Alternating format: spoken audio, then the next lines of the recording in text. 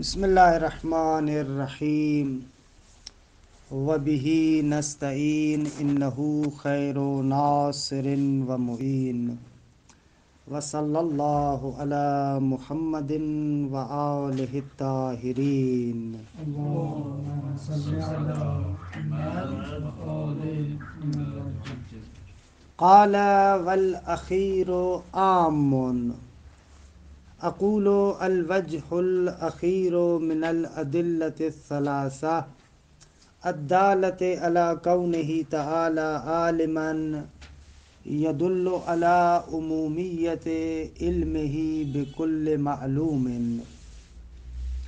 وتقريره أن كل موجود سواه ممكن وكل ممكن مستند إليه فيكون عالما به سواء كان جزئيا أو كليا وسواء كان موجودا قائما بذاته أو أرزا قائما بغيره وسواء كان موجودا في الأعيان أو متأقلا في الأذهان لأن وجود الصورة في الذهن من الممكنات أيضا فيستند إليه وسواء كانت الصورة الذهنية صورة أمر وجودي أو عدمي ممكن أو ممتنع فلا يعزب عن علمه شيء من الممكنات ولا من الممتنعات وهذا برهان شریف قاطع.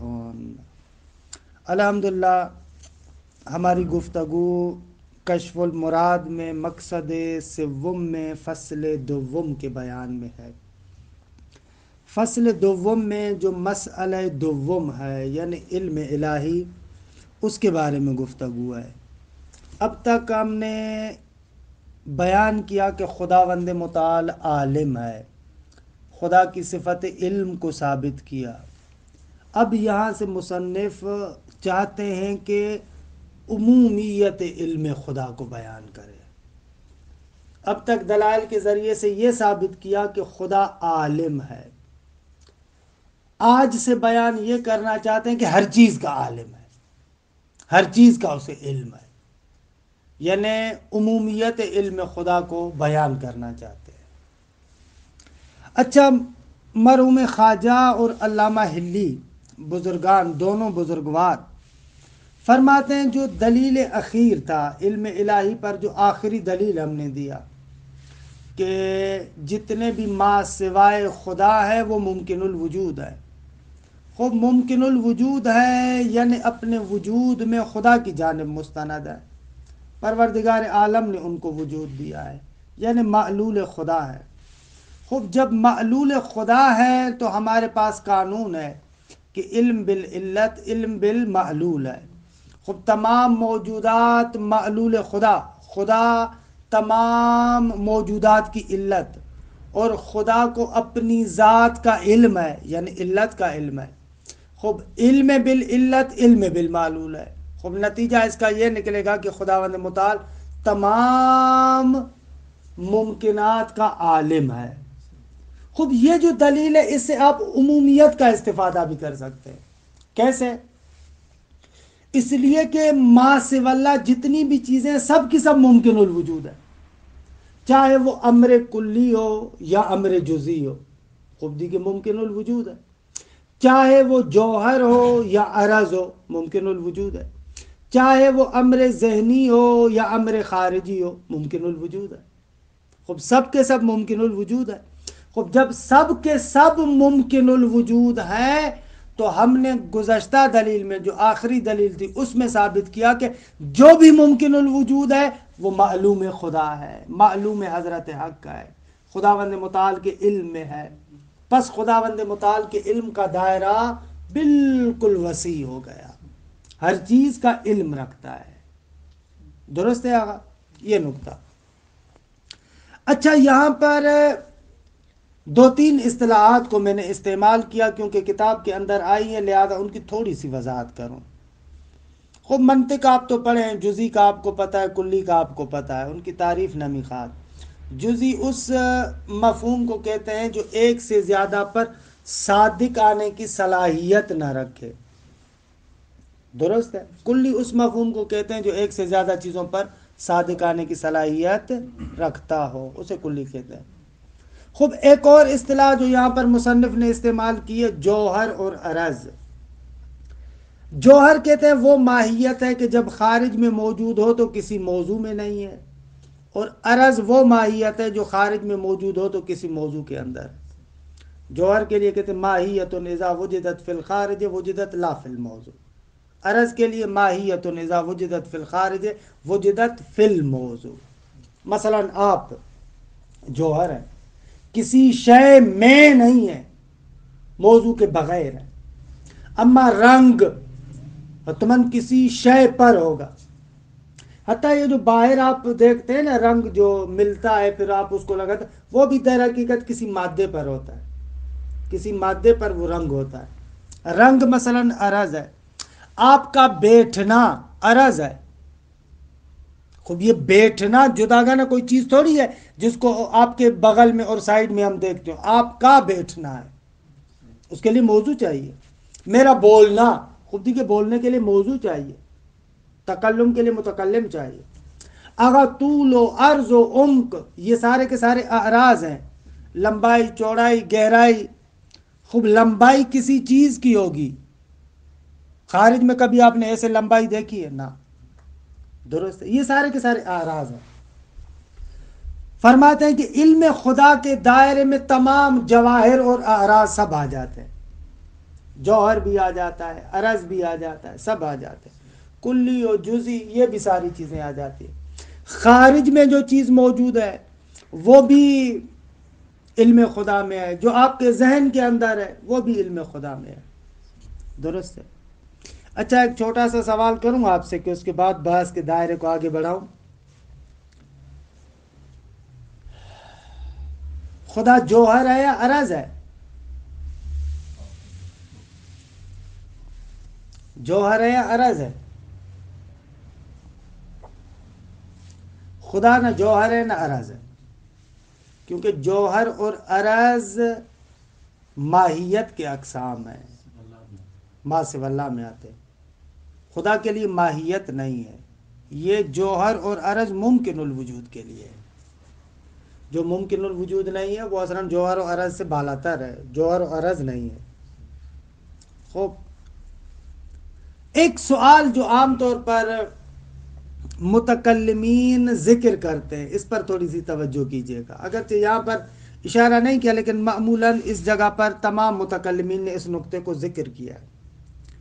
متکلم کہتا ہے کہ عام طور پر جو آغایون ہے، اعلی شیعہ سنی سب کہتے ہیں معلومات خدا مقدورات خدا سے زیادہ ہے، معلومات حق مقدورات حق سے زیادہ ہے۔ سنی بھی کہتے ہیں، شیعہ بھی کہتے ہیں، کیونکہ معلومات میں ممکنات اور ممتنعات سب آ جاتے ہیں۔ خدا کو ممکنات کا بھی علم ہے، ممتنعات کا بھی علم ہے، جو چیزیں محال ہیں ان کا بھی علم ہے، لیکن مقدور خدا فقط ممکن ہے۔ ممتنع جیسے پڑھا تھا ہم نے تفصیل کے ساتھ، اس کے ساتھ قدرت تعلق نہیں لیتی۔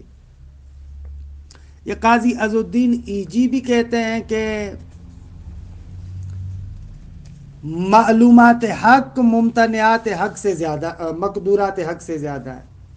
اور ہمارے شیعہ متکلمین میں سے صاحب کتاب مفتاح الباب آغا عرب شاہی کی دقیق کتاب کلام کی، وہ بھی اس بات کو کہتے ہیں کہ معلومات خدا مقدورات خدا سے زیادہ ہے۔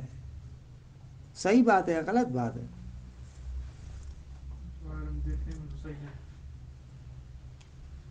واقعہ سے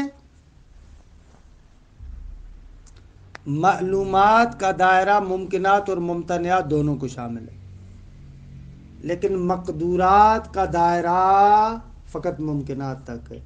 اعلی مشہور یہ ہے، لیکن یہ بات غلط ہے، درست نہیں ہے۔ چاہے مثلا قاضی عز الدین ایجی نے مشہور کتاب کلام کی، اہل سنت کی مشہور کتاب ہے المواقف، فنی کتاب ہے، سنیوں میں بھی کوئی مولوی ہوگا جو اس کو سمجھ سکتا ہوگا، وگرنہ ہر ایک کے بس کی بات نہیں مواقف کو سمجھنا۔ الحق والانصاف، قاضی عز الدین ایجی کی اصل کتاب ہے المواقف، اور اس کی مشہور شرح ہے میر سید شریف جرجانی کی لکھی ہوئی، جو صرف میر کا مصنف ہے۔ یہ بہت بڑا عالم ہے، بہت بڑا عالم ہے میر سید شریف جرجانی، اس کی شرح ہے شرح المواقف۔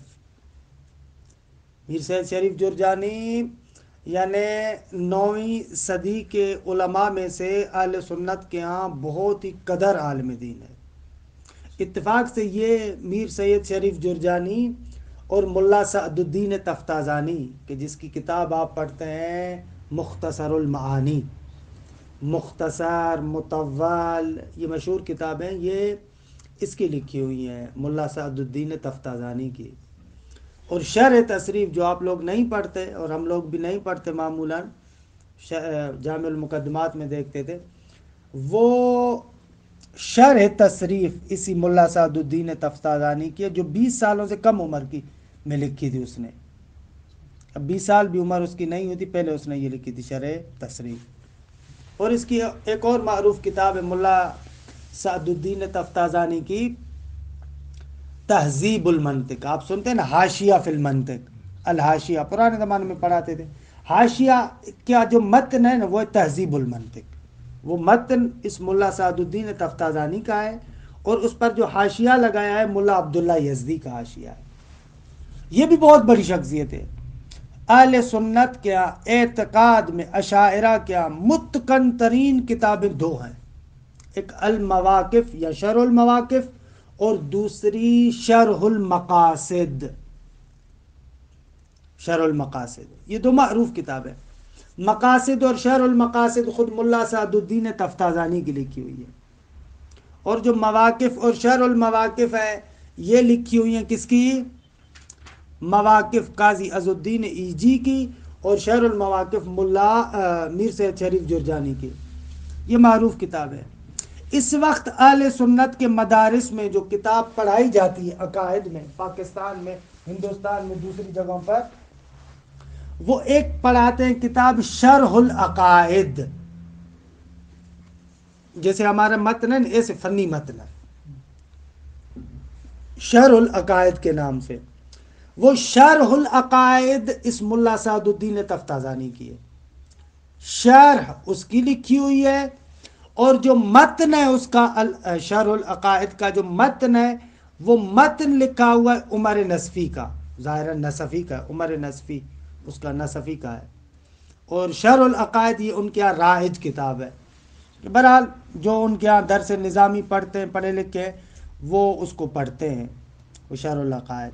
تو بہرحال کہنے کا مقصد یہ ہے کہ یہ معروف کتابیں ہیں، ان کو تھوڑا سا مد نظر رکھیے گا۔ کلام کی معروف کتابیں اہل سنت کے ہاں یہ چند کتابیں ہیں۔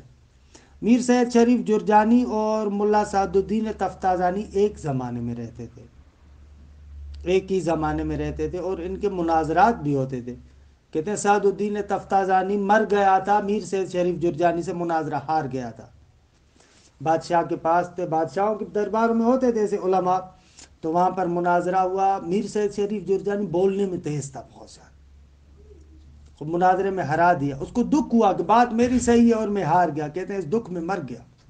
بعد میں پتہ چلا بات بھی تفتازانی کی درست تھی، میر سید شریف کی بات بھی درست نہیں، وہ بیچارہ اس دکھ میں مر گیا تھا۔ خلاصے قاضی ایجی کہتے ہیں کہ آغا جان واقعاً علم خدا کا دائرہ مقدورات خدا کے دائرے سے زیادہ ہے، اور یہ عام طور پر متکلمین کے ہمارے ہاں مثلا کلام کی دیکھیں نا، اگر مستند اور دقیق کتاب کا ہے نا، ان دقیق کتابوں میں یہ مفتاح الباب شمار ہوتی ہے۔ عرب شاہی کی جو ہے باب ہادی اشر کی شرح ہمارے ہاں پڑھاتے ہیں نا، شرح باب ہادی اشر۔ اس شرح باب ہادی اشر کی شرحیں 2 ہیں۔ باب ہادی اشر متن ہے علامہ حلی کا، اور جو اس کی شرح 2 بندوں نے کی ہے، جو عام طور پر درسی اعتبار سے پڑھاتے ہیں النافع یوم الحشر، وہ ہے فاضل مقداد کی، فاضل مقداد کی۔ لیکن اسی باب ہادی اشر کی شرح ہے خود عرب شاہی کی، کہ جس کو مفتاح الباب کہتے ہیں، وہ دقیق شرح ہے، درست ہے۔ حالانکہ وہ بندہ بھی یہی کہتا ہے کہ جو ہے وہ کیا ہے، معلومات خدا مقدورات خدا سے زیادہ ہے، لیکن ہم نے عرض کیا کہ یہ بات غلط ہے۔ جیسے کہ مرحوم حاجی سبزواری فرماتے اپنی کتاب میں، دعائے جوشن کبیر ہے نا، ہم لوگ بہرحال حد عقل شب قدر میں پڑھتے ہیں، اس کی ایک مفصل شرح لکھی ہوئی ہے، اس 1000 ناموں کی شرح لکھی ہوئی ہے۔ وہ شرح لکھی ہے مرحوم حاجی سبزواری نے، ملا حاجی سبزواری نے، اس کا نام ہے شرح الاسماء۔ بہت اچھی کتاب ہے، الگ والانصاف، دقیق ہے، فنی کتاب ہے۔ وہاں پر کسی بحث کے ذیل میں علم خدا کے بارے میں گفتگو کی ہے، وہاں پر متکلمین کی اس بات کو نقل کر کے مرحوم حاجی نقد کرتے ہیں، کہتے ہیں یہ غلط بات ہے۔ یہ جو مشہور ہے کہ معلومات خدا مقدورات خدا سے زیادہ ہے، کلام شعریون، ایسا ہی ہے، بس بات ہے، حقیقت نہیں ہے۔ کیوں؟ اس لیے کہ آپ جو کہتے ہیں، دقت کریں، دیکھیں جواب کی طرف توجہ کریں جو حاجی جواب دیتے ہیں۔ مرحوم حاجی کہتے ہیں کہ بھائی آپ جو کہتے ہیں خدا کو ممکنات کا بھی علم ہے اور ممتنعات کا بھی علم ہے، خوب اس ممتنع سے کیا مراد ہے آپ کی؟ یعنی ممتنع جو وجود ذہنی کے اعتبار سے وہ کہہ رہے ہیں، مثلا ممتنع، آپ نے حملے اولی اور حملے شائع سنائی کی بحث المنطق میں پڑھی ہے، وہاں پر ایک تناقض ٹائپ ہوتا ہے، اس کا جواب دیتے المعدوم لا یخبر عنہ، معدوم کی خبر نہیں دی جا سکتی، حالانکہ یہ خود معدوم کی آپ خبر دیتے ہیں، یہ خود آپ کیا کہتے ہیں، معدوم کی خبر دیتے ہیں، یہ المنطق میں آپ نے مطلب پڑھا ہے، تو وہاں پر جواب دیتے حملے اولی اور حملے شائع کے اعتبار سے۔ بابا المعدوم لا یخبر عنہ یعنی جو حملے شائع کے لحاظ سے معدوم ہے، اما یہ المعدوم حملے اولی کے اعتبار سے معدوم نہیں ہے، ممکن ہے۔ وہاں پر جواب دیتے ہیں نا، مرحوم مظفر جواب دیتے ہیں المعدوم لا یخبر عنہ، یعنی کیا؟ یہ المعدوم جو آپ تصور کریں یہ تو معدوم نہیں ہے، یہ تو صورت ذہنیہ آپ کے ذہن میں موجود ہے۔ یہ المعدوم کا جو تصور کریں صورت ذہنیہ، خوب یہ تو معدوم نہیں ہے، یہ تو ممکن ہے نا۔ لا یخبر عنہ کی بات ہم کہہ رہے ہیں کہ جو کیا ہو حملے شائع کے اعتبار سے حقیقتاً جو معدوم ہے اس کو خبر نہیں دے سکتے۔ باقی یہ لا یخبر عنہ جس معدوم کی خبر واقع ہو رہا ہے وہ حملے اولی کے لحاظ سے معدوم ہے، اما حملے شائع کے اعتبار سے اگر دیکھا جائے وہ خود ایک مفہوم ہے جو آپ کے ذہن میں موجود ہے نا۔ عیناً یہاں پر حاجی جواب یہی جواب دیتے ہیں۔ حاجی کہتے ہیں کہ بابا جس کو تم ممتنع کہہ رہے ہو، اجتماع نقیضین، اجتماع ضدین، ارتفاع نقیضین، یہ خود یہ جو تصور ہے، یہ جو صورت ہے، یہ تو خود ممکن ہے، یہ تو خود ممکن ہے، ممتنع نہیں ہے۔ مطلب ہم کہتے ہیں اجتماع نقیضین ممتنع ہے، اما یہ جو اجتماع نقیضین تصور کر رہے ہیں یہ ممکن ہے، ممتنع نہیں ہے۔ آپ جو کہتے ہیں کہ ممتنعات بھی علم خدا میں آتے ہیں، خوب ممتنعات سے آپ کی مراد یہ والے ممتنعات ہے جو صور ذہنی کی شکل میں ہے، خوب یہ ممتنعات خود ممکنات ہیں۔ اما جو واقع اور حقیقت میں ممتنع ہے وہ تو اصلاً کوئی چیز نہیں ہے تا ان کے متعلق علم خدا واقع ہو۔ جو متعلق علم خدا واقع ہوتا ہے ممتنع، وہ ممتنع حقیقی نہیں، حقیقتاً ممکن ہے، اس ممتنع حقیقی کی صورت ذہنیہ ہے، حملے اولی کے لحاظ سے ممتنع ہے، درست ہے، آپ اس کو مفہوم ممتنع کہہ رہے ہیں، اما خود یہ مفہوم ممکنات میں سے ایک ممکن ہے، لہذا جو متعلق علم خدا میں واقع ہوتا ہے ممتنع وہ خود ممکن ہے۔ یہ کہاں سے قانون بنایا آپ نے کہ مقدورات خدا فقط ممکنات کو شامل ہے اور معلومات خدا میں ممتنعات بھی ہیں؟ وہ جو ممتنعات تم کہہ رہے وہ خود ممکن ہے، نقطہ سمجھ میں آیا؟ دقیق نقطہ ہے، درست ہے، دقیق نقطہ ہے۔ خوب، اس عبارت کو دیکھیں، اس کے بعد پھر آتے ہیں قال والاخیر عام، آخری جو استدلال تھا وہ عام ہے۔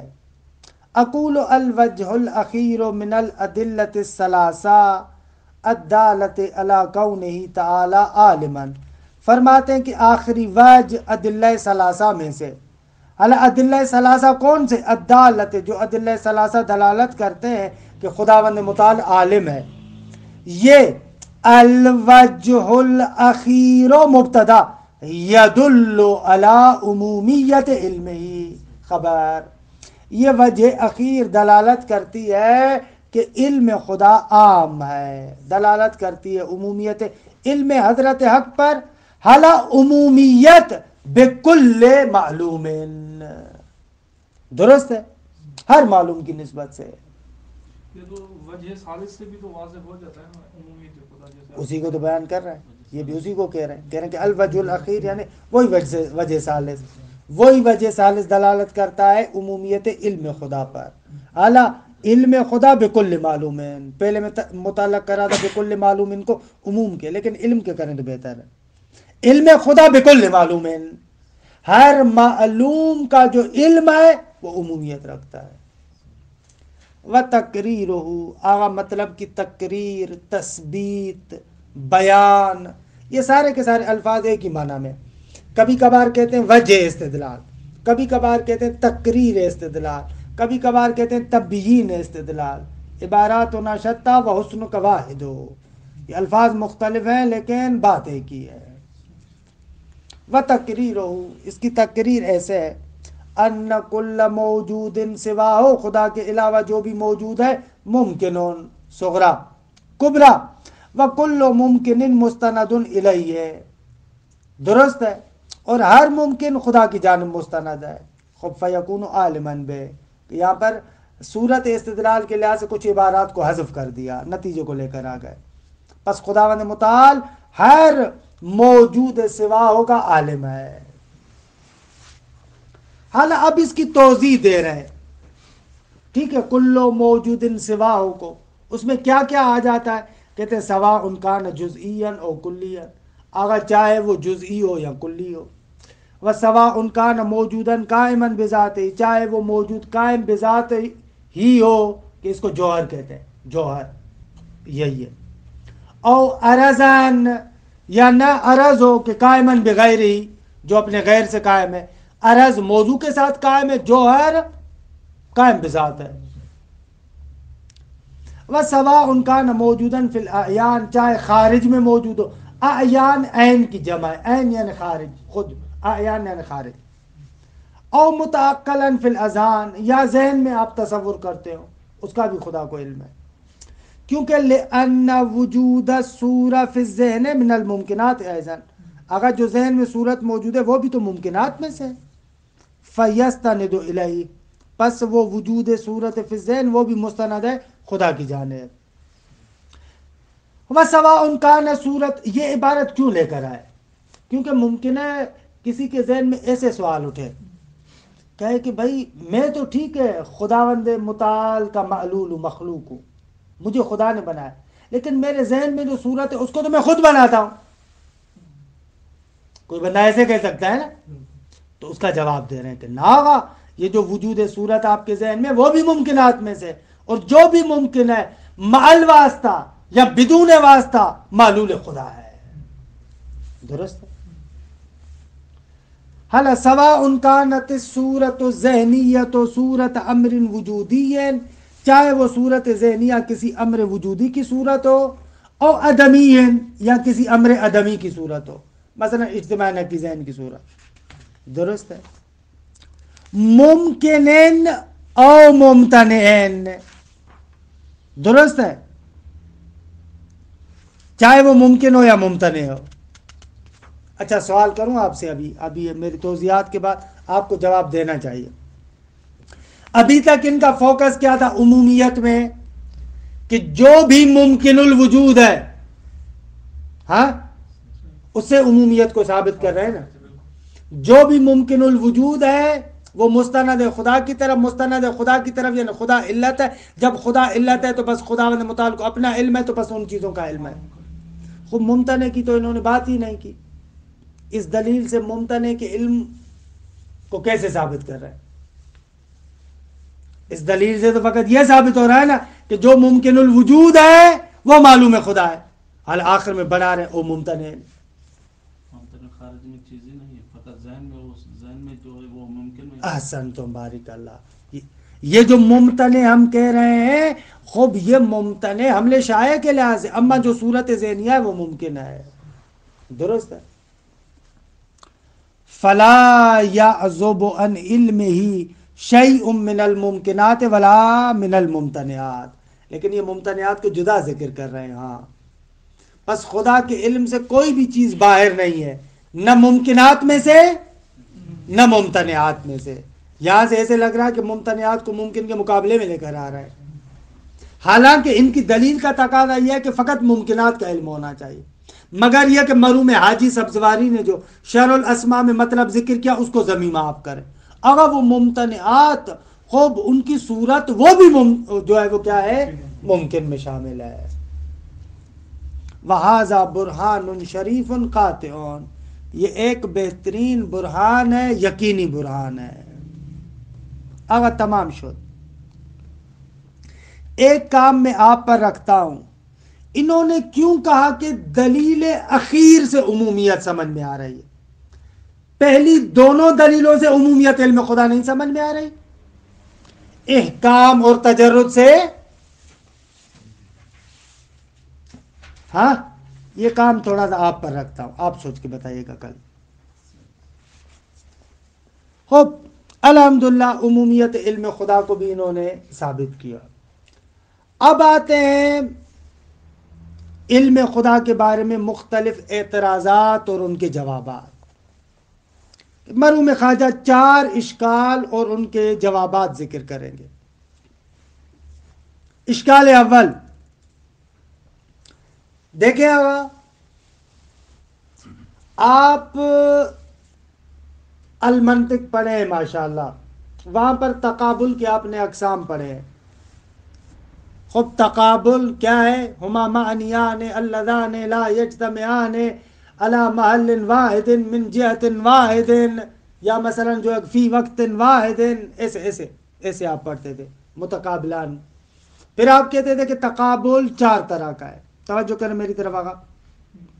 تقابل 4 طریقے سے، یا تقابل سلب و ایجاب ہے، یا ملکہ و عدم ملکہ ہے، یا تقابل تضاد ہے، یا تقابل تضایف ہے. منطق میں ایسے پڑھا ہے نا آپ نے.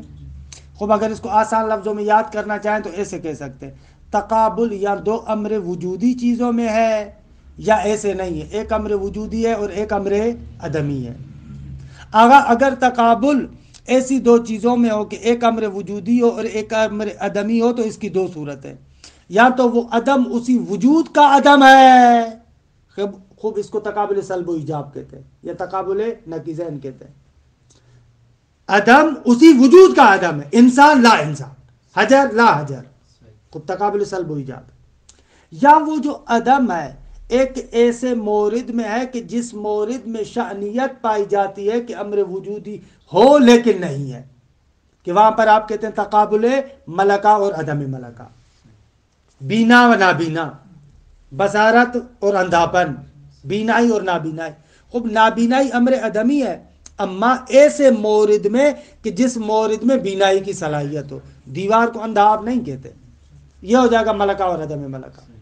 خوب اگر دونوں امر وجودی ہوں، تقابل جن میں ہے وہ دونوں امر وجودی ہوں، تو اس کی بھی 2 صورت ہے، یا ایک کا سمجھنا دوسرے کے سمجھنے پر متوقف ہے یا متوقف نہیں ہے. اگر متوقف نہیں ہے تو ضدین، اگر متوقف ہے تو متضاعفین. درست ہے. عالم و معلوم، درست ہے. یہ کیا؟ علت و معلول، فوق و تحت، اب و ابن، یہ سارے متضاعفان کہلاتے ہیں. خوب عالم و معلوم کے درمیان تضاعف ہے. کیا ہے؟ تضاعف ہے. خوب تضاعف ہے یعنی کیا؟ یعنی عالم اور معلوم کو 2 چیزیں ہونی چاہیے. ایک عالم ایک معلوم، تغایر ہونا چاہیے. متقابلان کے اقسام میں سے ہے نا، متضاعفان متقابلان کے اقسام میں سے. یہ پورا جو میں نے آپ کو دہرایا اس اشکال کو واضح کرنے کے لیے. خب عالم اور معلوم میں تغایر ہونا چاہیے، عالم اور معلوم میں تغایر ہونا چاہیے کیونکہ متضاعفان کے اقسام میں سے. خوب اگر متضاعفان کے اقسام میں سے ہے اور ان میں تغایر ہونا چاہیے تو اس کا لازمہ یہ ہے کہ خدا کو اپنی ذات کا علم نہیں ہونا چاہیے. خدا کو اپنی ذات کا علم نہیں ہونا چاہیے. ذات کا علم نہیں ہے تو یعنی کسی چیز کا علم نہیں ہے، کیونکہ دوسرے موجودات کے علم کو آپ علم بذات کے ذریعے سے ثابت کر رہے تھے. کیسے ہو سکتا ہے کہ ایک ہی شے عالم بھی ہو معلوم بھی ہو؟ عالم و معلوم متضاعفان ہیں. خوب متضاعفان متغایر ہیں، معانیان متغائران. تقابل کے تحریم میں آپ ایسے کہتے ہیں. تو بس خدا کو اپنی ذات کا علم کیسے؟ اشکال ہے نا؟ یا بدیہی کے مقابلے میں شبہ ہے؟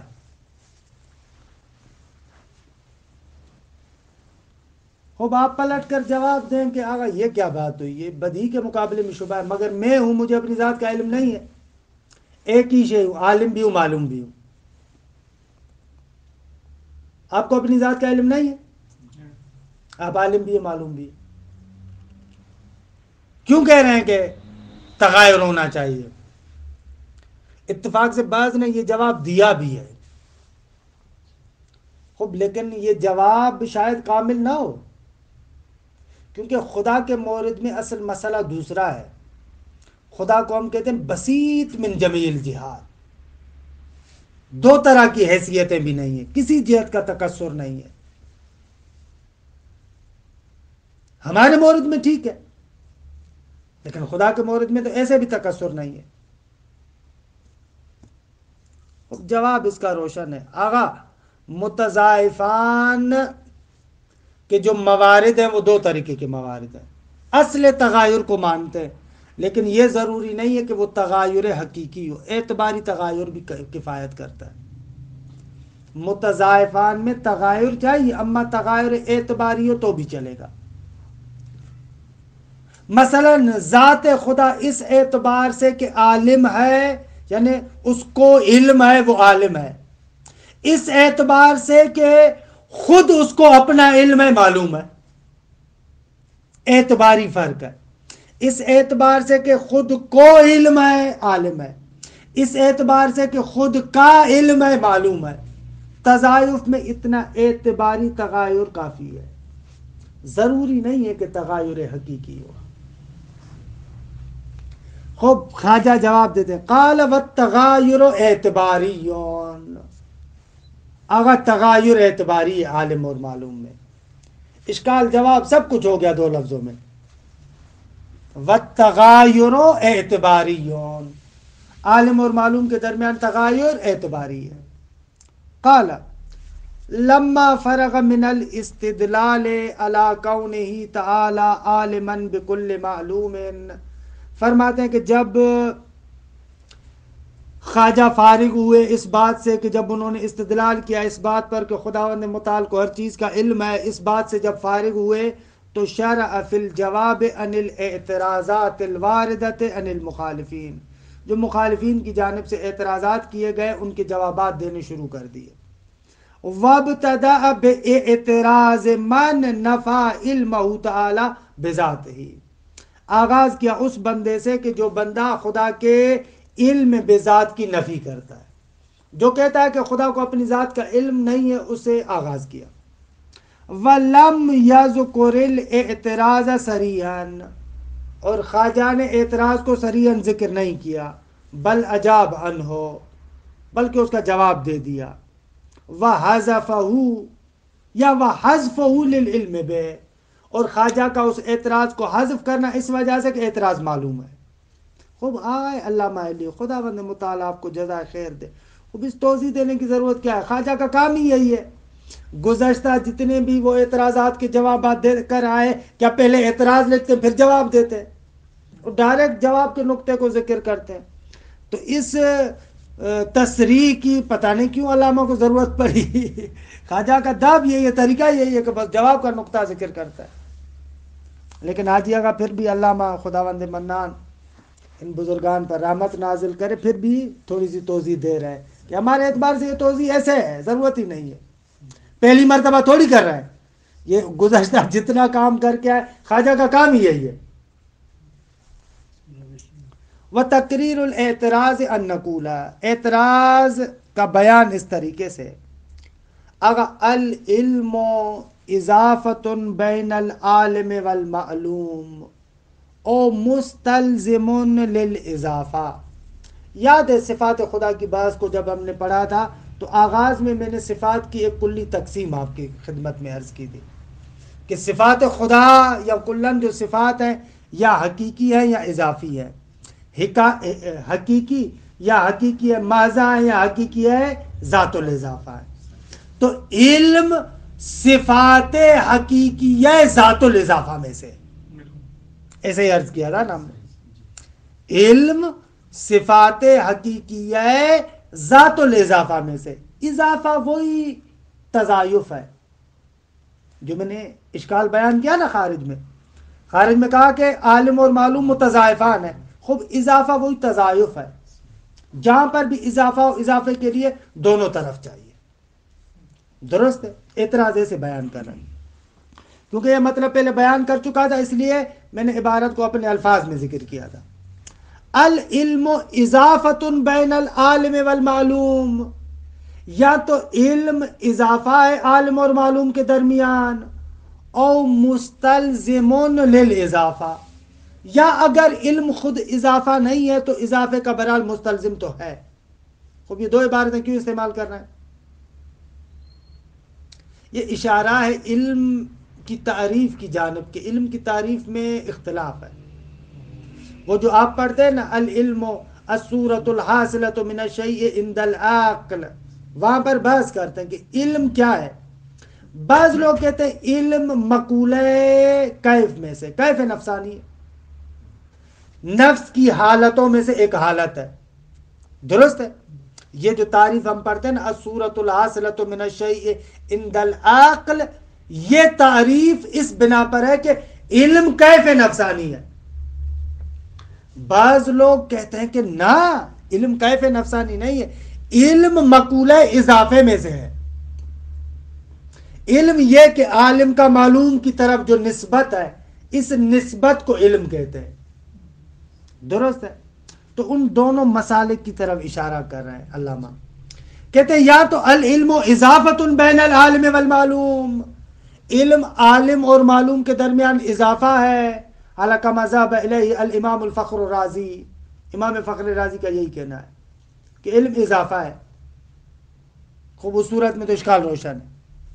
یا نہ جو بندہ کہتا ہے کہ نہ علم اضافہ نہیں ہے، کیف ہے، لیکن کیف نفسانی ایسی ہے کہ جس میں اضافہ پایا جاتا ہے، او مستلزم للاضافہ، یا اگر کیف نفسانی بھی قرار دے رہے ہو مستلزم اضافہ ہے عالم کا معلوم کی طرف.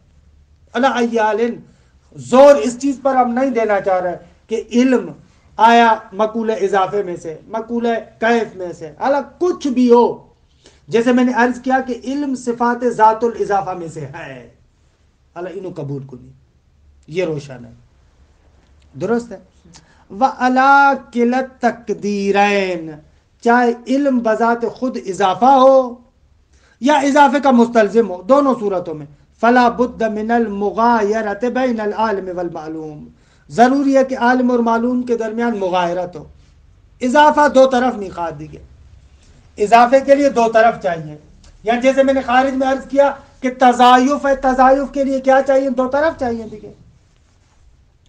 ولا مغایرت فی علم ہی بذات ہی، جب خداوند منان کو اپنی ذات کا علم ہے تو وہاں پر مغایرت اور جدائی نہیں ہے. والجواب ان المغایرت قد تکون بالذات، حالانکہ کبھی کبھار مغایرت اور جدائی ذاتی ہوتی ہے. جیسے مجھے آپ کا علم ہے، خب آپ علیحدہ ہیں، میں علیحدہ ہوں، آپ کا مجھے علم ہے، یہاں پر مغایرت ذاتی ہے. وقد تکون بنوع من الاعتبار، کبھی کبھار ایک اعتباری تغایر ہوتا ہے.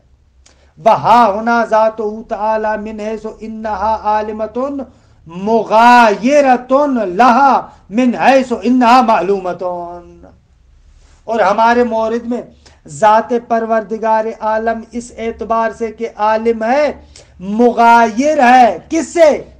اس ذات سے، اپنی ذات سے، اس اعتبار سے کہ وہ معلوم ہے، ذات اس اعتبار سے کہ عالم ہے، غیر ازینس کہ اس اعتبار سے کہ وہ معلوم ہو، عالم ہونے کی جہت اور ہے، معلوم ہونے کی جہت اور ہے، یہ کہہ رہے مغایرۃ لہا، لا یعنی ذات، من حیث انہا اس اعتبار سے کہ یہ ذات معلوم ہو، عالم ہونے کی جہت سے اور ہے، معلوم ہونے کی جہت سے اور ہے۔